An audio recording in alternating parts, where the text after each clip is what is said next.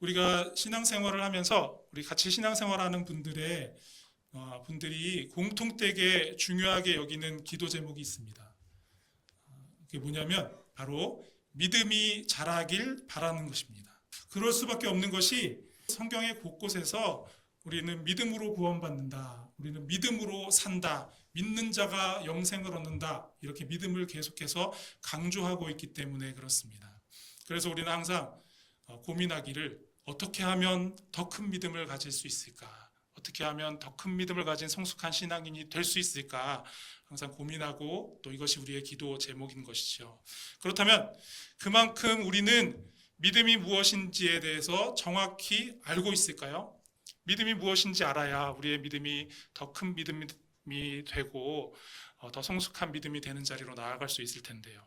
혹시 믿음이 무엇인지 잘 알고 있다고 그냥 착각하고만 있는 것은 아닌가 하는 생각을 해보게 됩니다.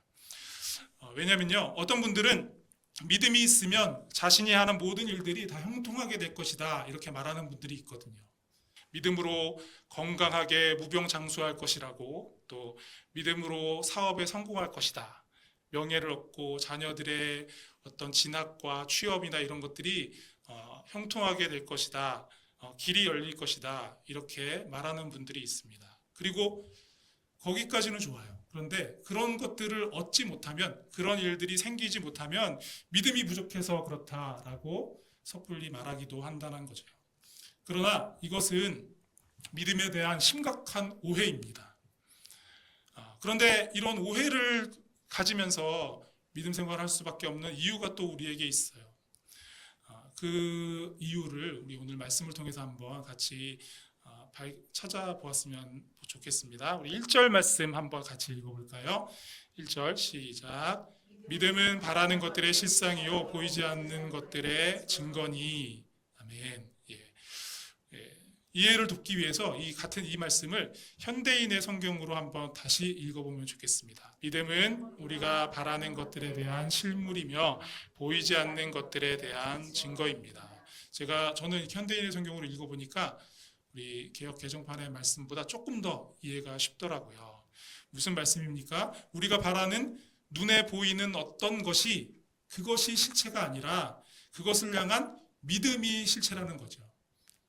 우리가 바라는 어떤 것, 또는 우리가 바라는 어떤 일, 그 일이 아직 일어나지 않아도 그것에 대한 믿음을 가지고 있으면 그것이 실체다라고 설명하고 있는 말씀입니다. 보이지 않는 어떤 것들이 존재한다라는 사실을 믿음이 증명해 준다라고 설명하고 있는 그런 말씀이죠. 여러분, 이 세상은 보이는 것들을 추구합니다. 세상에 더 깊이 결탁된 사람들일수록 끊임없이 눈에 보이는 것들이 우리 삶에 유익이 된다, 우리를 행복하게 해준다, 그렇게 생각하고 그렇게 말합니다. 주장합니다. 그래서 많은 신앙인들이 믿음을 세상살이에 필요한 유익한 것을 얻는 수단으로 삼아버리게 된 것이죠. 이런 신앙의 모습들이 믿음에 대한 오해를 만든 겁니다. 그렇게 믿음 생활에서 길을 잃어버린 많은 신앙인들이 생겨나게 된 것입니다. 그러나 우리가 그렇게 믿음의 여정에서 길을 잃어버렸다고 해서 그렇게 맥없이 그냥 그대로 그렇게 살아갈 수는 없습니다. 거기에 바른 믿음을 가지고 살아가는 데에 우리의 생명이 달려있기 때문이죠. 오늘 본문 히브리서 11장에는 세상의 이런 도전과 유혹 가운데서도 흔들리지 않는 신앙을 지킨 아주 훌륭한 믿음의 위인들이 등장하고 있는데요. 4절에서 첫 번째 믿음의 사람을 소개하고 있습니다. 바로 누구냐면 아벨입니다. 아벨. 창세기 4장에 보면 아벨은 양의 첫 새끼와 그 기름으로 하나님께 제사를 드렸습니다. 그런데 오늘 말씀은 하나님께서 아벨의 제사를 받으신 이유가 그것이 가인의 제사보다 더 나은 제사였기 때문이다라고 그렇게 말씀하고 있습니다. 하나님은 왜 아벨의 제사를 더 나은 예배로 받으셨을까요? 말씀에서 그 이유를 찾아보기 원하는데요. 창세기 3장 23절을 보면 이렇게 기록하고 있습니다. 제가 읽을게요.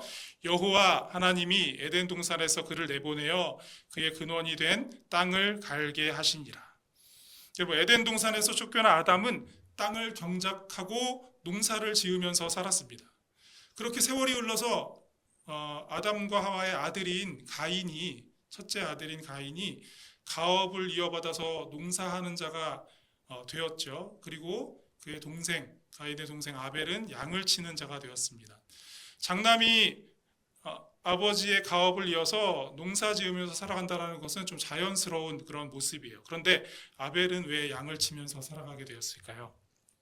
그가 양을 치며 살았다는 것은 도대체 어떤 의미를 가지고 있는 걸까요?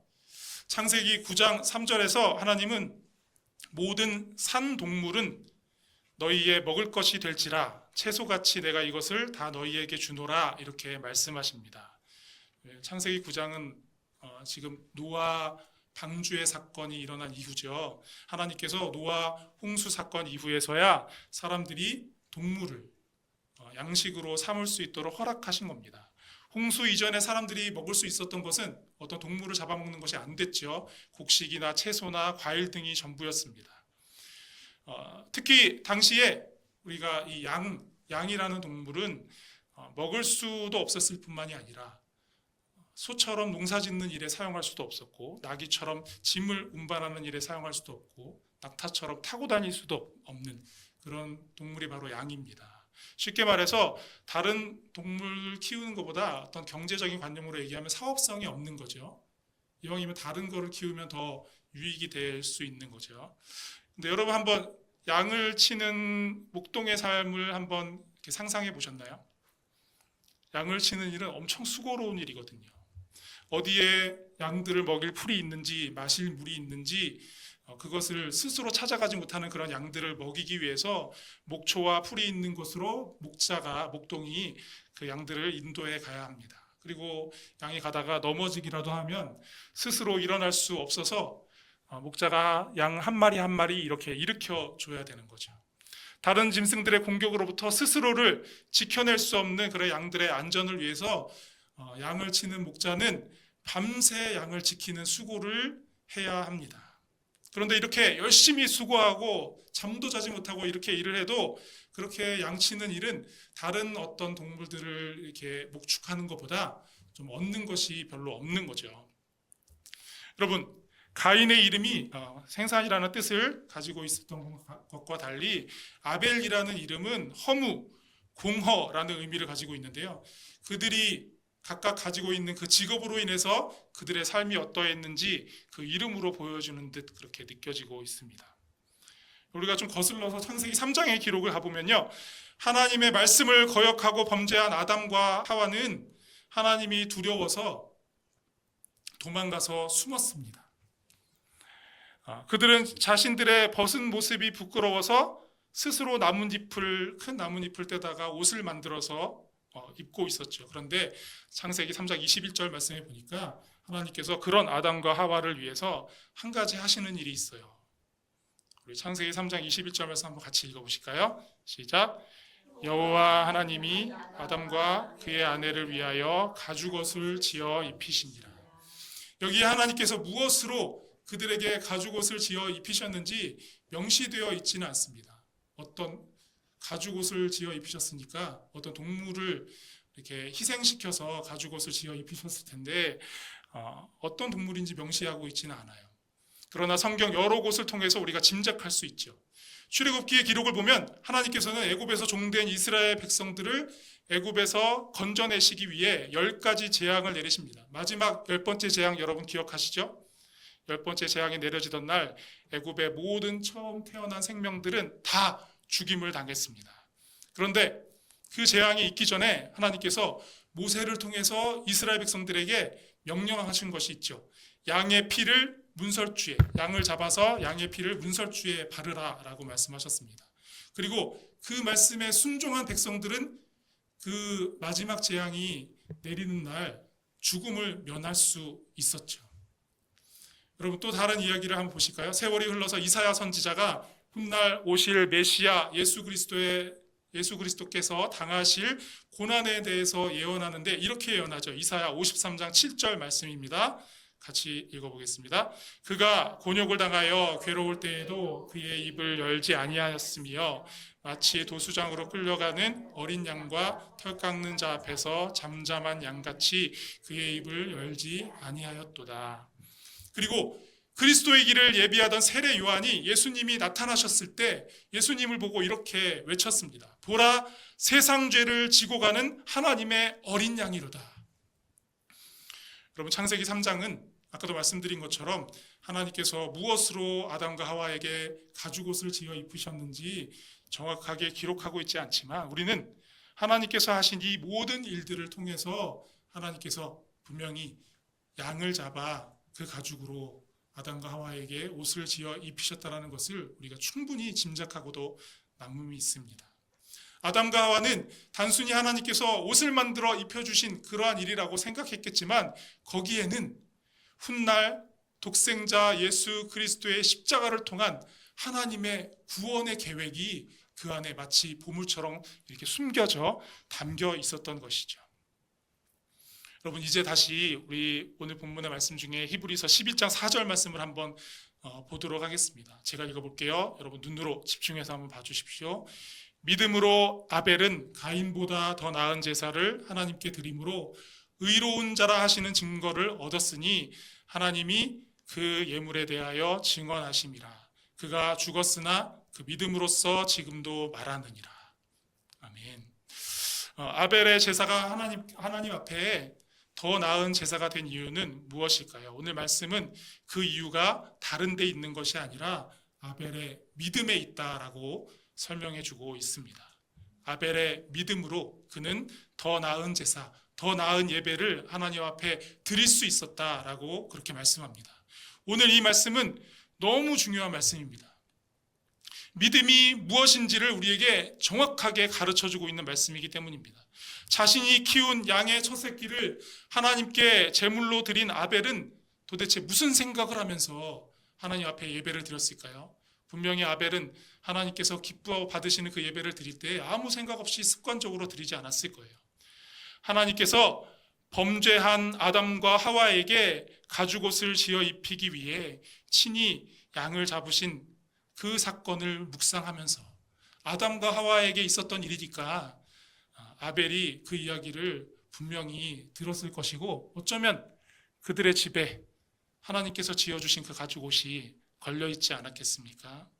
그렇게 그 하나님을 묵상하면서 양을 잡아 하나님 앞에 번제로 드렸을 것이 분명합니다. 그렇게 하나님을 예배하는 그의 마음을 가득 채우고 있었던 것은 하나님의 사랑이었습니다. 하나님의 말씀에 불순종한 죄인들을 끝까지 사랑하셔서 그들에게서 떠나지 아니하시고 다시 찾아와 따뜻한 손길로 가죽옷을 지어 입히시는 하나님, 그 놀라운 하나님의 사랑. 아벨은 자신이 이 크고 놀라운 하나님의 사랑 안에 있다라는 사실을 굳게 믿고 그 하나님께 정성스럽게 하나님 예배를 드렸던 것입니다. 그래서 오늘 읽지는 않았지만 11장 6절 말씀에 보면 이렇게 기록하고 있죠. 믿음이 없이는 하나님을 기쁘시게 하지 못하나니 하나님께 나아가는 자는 반드시 그가 계신 것과 또한 그가 자기를 찾는 자들에게 상 주시는 이심을 믿어야 할지니라. 아멘. 여러분 화면을 보십시오. 믿음은 다른 것이 아닙니다. 믿음은 하나님이 계시다는 사실을 인정하고 그것을 신뢰하는 것입니다. 내가 살아가는 삶의 모든 자리에 하나님께서 함께 계시다라는 사실을 믿고 어떤 상황에도 두려움 없이 담대하게 오직 하나님을 의지하며 살아가는 것, 이것이 바로 믿음 있는 자의 삶이라는 말씀입니다. 그리고 믿음은 하나님께서 자기를 찾는 자들에게 상 주시는 분이심을 아는 것입니다. 여러분 그러면 오늘 이 두 번째의 말씀은 조금 이해가 어려울 수도 있겠어요. 하나님께서 자기를 찾는 자들에게 주시는 상은 무엇일까요? 참고가 될 말씀이 있는데요. 창세기 15장 1절입니다. 제가 읽을게요. 이후에 여호와의 말씀이 환상 중에 아브라함에게 임하여 이르시되 아브라함아 두려워하지 말라. 나는 네 방패요 너의 지극히 큰 상급이니라. 하나님은 하나님과 한 본체이신 독생자 예수 그리스도를 우리에게 보내주심을 통해 자신을 우리에게 온전히 내어주신 겁니다. 예수 그리스도의 십자가를 통해 우리가 받은 그 큰 상급은 바로 자신을 내어주신 하나님의 사랑입니다. 이렇게 우리가 믿어야 할 것은 하나님이 우리와 함께 하신다는 사실, 그리고 우리를 향한 그분의 놀라운 사랑. 우리의 믿음의 내용은 바로 이 두 가지라는 것이죠. 우리가 이 사실에 대한 온전한 믿음을 갖지 못한다면 우리는 저 출애굽하여 광야 가데스 바네아에서 이스라엘 백성들이 범한 그 죄를 반복하면서 살아갈 수밖에 없는 그런 사람이 되는 겁니다. 여러분, 가데스 바네아에서 이스라엘 백성들이 어땠습니까? 그들은 부르짖어 통곡하면서 모세를 원망했습니다. 그렇게 한 이유가 정말 가나안 땅의 그 거주민들이 너무나 기골이 장대하고 그들의 무기가 더 강하고 성읍이 견고하기 때문에, 그들이 너무 강력하기 때문에 그들이 불평한 겁니까? 그렇게 보이지만 절대 그렇지 않습니다. 그들에게 믿음이 없었기 때문에 그들은 그곳에서 불평한 겁니다. 하나님께서 그들과 함께 하신다라는 사실을 믿지 못했기 때문에 가나안 땅에 들어가기를 두려워한 것이죠. 그들을 애굽에서 건져내시고 홍해를 마른 땅으로 건너게 하신 그 놀라운 하나님의 사랑을 온전히 믿지 못했기 때문에 그들은 하나님을 의지해서 그 땅에 들어가는 그러한 믿음의 행동을 감행할 수 없었던 겁니다. 그런데 그곳에서 믿음의 사람 여호수아와 갈렙은 어떻게 고백했습니까?